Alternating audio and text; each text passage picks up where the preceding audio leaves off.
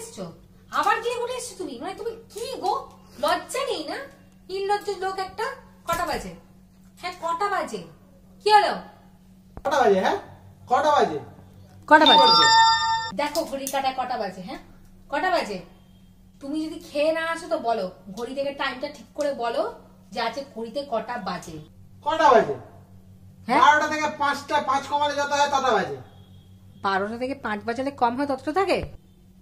এখন ঘড়িতে না 7টা বাজে, 7টা, এই জন্য বলেছি। আরে পাগলি, 12টা থেকে 5 বাজে গেলে কত হয়?